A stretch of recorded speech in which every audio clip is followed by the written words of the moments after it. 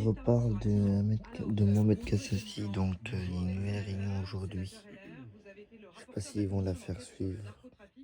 Et vous êtes le co-auteur de la dernière loi sur le Voilà, narcotrafic je promulguée vous en laisse juin dernier. Une écouter. réunion de plus aujourd'hui, présidée par Emmanuel Macron, qui d'ailleurs mardi prochain se rendra à Marseille. Est-ce qu'on se donne les moyens de lutter? Moi, je ne suis pas sûr que la présence du président de la République soit essentielle. Ce qui est important, c'est le renforcement des moyens du parquet, les renforcements des moyens de la police, et puis surtout les renforcements de tous les outils qui nous permettent de saisir l'argent. C'est le narcotrafic, il n'a qu'un seul objectif, c'est de gagner de l'argent. Et quand vous tapez au portefeuille, là, vous marquez des points. On saisit, c'est important. Observez d'ailleurs que plus on saisit, et ça n'a aucune incidence sur le prix de la cocaïne, et ça n'a aucune incidence sur les délais de livraison. C'est-à-dire que les quantités qui sont stockées sont absolument si on en gigantesques. enlève, on a l'impression de vider la mer avec la petite cuillère. Exactement. Donc, ce qui fait mal aux narcotrafiquants, c'est la saisie des avoirs illégalement acquis. Les avoirs considérables. En entrant dans ce studio, je ne dévoile rien. Vous m'avez dit, lorsque j'ai commencé cette enquête, cette commission d'enquête sur le narcotrafic, on estimait à 6 milliards globalement le chiffre d'affaires du narcotrafic en France. Il dit au moment où je termine cette commission d'enquête, c'est 8 milliards aujourd'hui. Aujourd'hui, c'est ce que disent un certain nombre d'experts, on est aux C'est environs de 8 quasiment un milliards. milliard de plus par an. Ça veut dire que c'est une vague qui est en train de submerger la France. C'est ce que nous avions écrit avec mon collègue Jérôme Durin. Il y a un tsunami blanc et c'est la démonstration qui en est faite aujourd'hui. Est-ce qu'aujourd'hui, les opérations contre les points de deal, c'est notamment ce qui est renforcé à nouveau depuis 24 heures, on sait qu'il y a 1500 policiers qui ont été déployés depuis mardi, 15 points de deal qui ont été démantelés, est-ce qu'ils se réinstallent juste après ou est-ce que vraiment ça fait mal? C'est utile, ne serait-ce que pour les habitants d'un quartier. Quand vous avez un point de deal en bas de chez vous et qu'il est délocalisé, vous êtes content. Voilà. Mais il se reconstitue ailleurs. Ou alors s'il ne se reconstitue pas physiquement, il se reconstitue sur les réseaux. Vous commandez maintenant de la drogue sur les réseaux. L'argent tapé au portefeuille, comme vous dites, ça veut dire qu'il faudrait saisir les avoirs, tracer le chemin de l'argent, y compris aller les chercher là où il dort désormais, c'est-à-dire à Dubaï ou de l'autre côté de la Méditerranée. Bien sûr, il faut des accords. Moi, quand je suis allé à Dubaï la dernière fois, j'ai rencontré un magistrat de liaison. On obtient maintenant des résultats avec Dubaï. Hein, on a des extraditions et on a des saisies. Là, on vient de saisir un nombre d'appartements très important. Il faut surtout renforcer les moyens de Tracfin. Hein, Tracfin, c'est un outil qui vous permet de rentrer dans les réseaux. Ils sont excellents. Trac, la finance, c'est ça. littéralement C'est cela. ça. Donc, il y a une obligation quand vous êtes notaire, quand vous êtes agent immobilier, quand vous avez une transaction. Si vous avez une suspicion, vous saisissez Tracfin, ils sont capables de remonter la filière.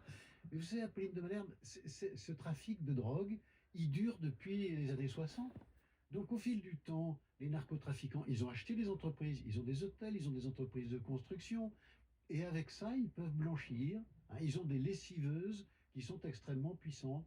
Une question qui revient, c'est la question de la corruption. On a l'impression que jusqu'à présent, c'était assez tabou, la question de la corruption, notamment dans l'administration pénitentiaire, judiciaire, dans la police. On apprend ce matin que 2 adjointes administratives du tribunal judiciaire de Marseille ont été mises en examen hier, soupçonnées d'avoir consulté des fichiers, transmis des informations à un proche de la DZ Mafia. Ça veut dire qu'aujourd'hui, plus personne n'est à l'abri. Bien sûr. Vous savez, il y a une définition qu'il faut faire, c'est un narco-État, qu'est-ce que c'est? Et il y a des narco-États sur la planète, hein, au Mexique, les Mexicains le reconnaissent d'ailleurs, ils disent non, on est devenu un narco-État, il y a une corruption qui est partout, dans les prisons, les juges, l'armée, la police, etc. Un narco-État, c'est un pays dans lequel les trafiquants ont mis la main ou ont une influence considérable sur la puissance publique. Mais attention, c'est ce qui est en train de se produire en France. On est en train de basculer vers un narco-État. Le terme est très très fort, mais moi je pense qu'en politique, il faut dire les choses clairement, parfois avec des termes qui sont des termes puissants. Il faut dire attention, si on ne fait rien, il y a un risque pour la solidité de nos institutions. Regardez dans la commission d'enquête, nous avions auditionné 2 inspecteurs généraux de l'administration. On leur a dit, est-ce qu'il y a de la corruption? Ils se regardaient, ils disaient, écoutez, non, c'est pas quelque chose qu'on a repéré, etc. On avait été, mais abasourdis. C'était quoi? C'était de la naïveté ou c'était du refus de voir? Je pense que l'administration n'était pas prête. Voilà. Ils n'ont pas vu arriver ce phénomène-là. C'est vrai dans l'institution judiciaire et dans les prisons. C'est aussi vrai dans la gendarmerie et la police. Mais je me souviens, pardon, d'avoir reçu ici même le procureur de la République de Marseille qui avait osé dire qu'il y avait des soupçons de corruption. Il s'était fait taper sur les doigts par le ministre de la Justice de l'époque, qui était Éric Dupond-Moretti, qui avait dit que c'était extrêmement choquant d'avoir dit cela. Qui avait raison? C'était M. Besson, évidemment. Tu sais, en Le politique, il y a procureur un art en politique. Mais ça veut dire que les politiques refusaient de voir. Il avait même été sanctionné Bien sûr, pour avoir dit cela. bien sûr. Et moi, j'avais d'ailleurs interrogé le ministre dans l'hémicycle, au Sénat. Et lui m'a dit, mais enfin, comment se fait-il que vous interrogiez un témoin que nous interrogeons et que vous critiquiez les déclarations du témoin alors qu'il avait déposé sous serment? Mais l'art de la politique, c'est parfois de mettre la poussière sous le tapis. Et là, on en a un très très bel exemple. Très bel exemple qui avait été effectivement sur cette question de la corruption. D'un mot, vous vous dites qu'il est encore temps d'échapper à cet effondrement de l'État En politique, il n'est jamais trop tard. C'est une question de volonté, c'est une question de moyens, c'est une question de détermination. Il faut que le droit s'adapte à la gravité de la situation. Merci beaucoup. Voilà. Merci. Étienne Blanc, justement de votre franchise ce matin, sénateur LR, rapporteur de la commission d'enquête sur le narcotrafic. Il est 7h50.